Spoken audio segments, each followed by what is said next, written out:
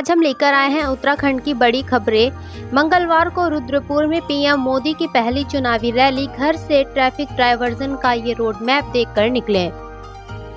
2 अप्रैल को उधम सिंह नगर के रुद्रपुर में प्रधानमंत्री नरेंद्र मोदी की जनसभा है। लोकसभा चुनाव 2024 में पीएम मोदी की उत्तराखंड में ये पहली जनसभा होगी। रुद्रपुर पुलिस ने पीएम मोदी की जनसभा को देखते हुए ट्रैफिक डायवर्जन को लेकर रोड मैप तैयार किया है। अगर आप रुद्रपुर में रहते हैं तो मंगलवार 2 अप्रैल के दिन कैसी रहेगी शहर की ट्रैफिक व्यवस्था, इस खबर को जान लें। महेंद्र भट्ट ने कहा, प्रदेश की 5 सीटों पर भाजपा प्रचंड मतों से जीतेगी। कांग्रेस में अब जमानत बचाने पर हो रही चर्चा। भारतीय जनता पार्टी के पाताल देवी स्थित कार्यालय में अल्मोड़ा लोकसभा की कोर कमेटी और प्रबंधन समिति की बैठक हुई। बैठक में भाजपा प्रदेश अध्यक्ष महेंद्र भट्ट और राष्ट्रीय सह कोषाध्यक्ष नरेश बंसल पहुंचे। उन्होंने एकजुटता के साथ लोकसभा चुनाव में भाजपा को ऐतिहासिक जीत दिलाने के लिए मजबूती के साथ कार्य करने का आह्वान कार्यकर्ताओं से किया। इस दौरान कांग्रेस के वरिष्ठ नेता और कांग्रेस सरकार में पूर्व चर्चा मंत्री रहे AK सिकंदर पंवार ने कांग्रेस छोड़ भाजपा का दामन थाम लिया। ये है उत्तराखंड लोकसभा चुनाव के टॉप 5 करोड़पति कैंडिडेट बिना पार्टी फंड के लड़ सकते हैं चुनाव, देखें लिस्ट। लोकसभा चुनाव 2024 के लिए उत्तराखंड में से 55 प्रत्याशी चुनाव समर में उतरेंगे। इन 55 प्रत्याशियों में से 5 करोड़पति नेता भी शामिल हैं, जिसमें 3 नेता बीजेपी से हैं जबकि 2 नेता कांग्रेस से हैं। कांग्रेस ने बीजेपी सांसदों पर साधा निशाना, मांगा 10 साल का रिपोर्ट कार्ड।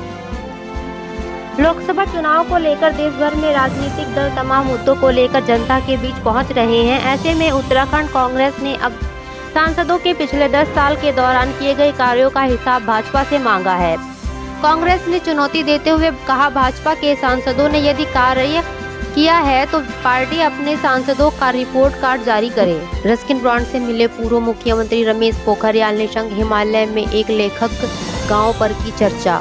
रमेश पोखरियाल निशंक ने मसूरी में पद्मश्री पद्म भूषण रस्किन बॉन्ड से की मुलाकात। इस दौरान उन्होंने रस्किन बॉन्ड का हालचाल जाना, साथ ही उन्होंने हिमालय में एक लेखक गांव की परिकल्पना पर की चर्चा। हाउस टैक्स जमा नहीं करने वालों से दून नगर निगम वसूलेगा 12% जुर्माना। UPCL भी बकायेदारों पर सख्ती के मूड में। देहरादून वासियों को नगर निगम नए वित्तीय वर्ष से अब तगड़ा झटका देने जा रहा है। दरअसल जिन लोगों ने वित्तीय वर्ष 2023-24 का संपत्ति कर जमा नहीं किया है, उन्हें अब सोमवार यानी नए वित्तीय वर्ष में जुर्माने के साथ गृह कर जमा करना होगा। ऐसे में इन लोगों को नगर निगम द्वारा दी गई जा रही 20% की छूट से भी वंचित रहना होगा।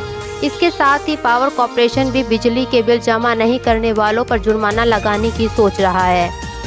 बीजेपी ने राहुल को बनाया पप्पू तो हरीश रावत ने पीएम मोदी को कहा गप्पू। अंतर समझाने के लिए शुरू किया अभियान। भारी बारिश और ओलावृष्टि से फसल हुई बर्बाद। भीमताल MLA ने किसानों को मुआवजे का दिया भरोसा। बीते दिनों नैनीताल जिले में भारी बारिश और ओलावृष्टि से फल पट्टी और गेहूं की फसल को नुकसान पहुंचा है, जिसके बाद किसान शासन प्रशासन से मुआवजे की मांग कर रहे हैं। भीमताल विधायक राम सिंह कैड़ा ने विभाग से किसानों को जल्द राहत देने को कहा है।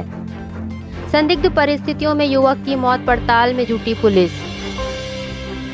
बैरीनाग तहसील में उडियारी के जंगलों में एक युवक का शव मिला है, जिसके बाद पुलिस घटना की पड़ताल में जुट गई है। वहीं दूसरी ओर भारतीय सीमा से लगे नेपाल के बैतडी जिले में किशोरी ने सुसाइड कर लिया है। कभी संभाली उत्तराखंड की बागडोर, आज इन सुरमाओं को पार्टी ने दिया आराम। बीजेपी में बाध्य प्रतीक्षा का संकट।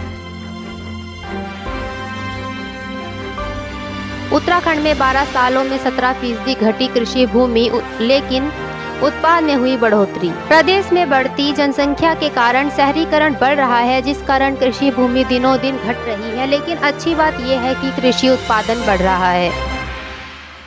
धारचूला स्नो गर्ल मेनका गुंज्याल का कमाल, स्कीइंग चैंपियन में जीता गोल्ड। उत्तराखंड के धारचूला की स्नो गर्ल मेनका गुंज्याल ने ओपन नेशनल स्कीइंग चैंपियनशिप में कमाल किया है। मेनका गुंज्याल ने इस चैंपियनशिप में गोल्ड मेडल जीता है।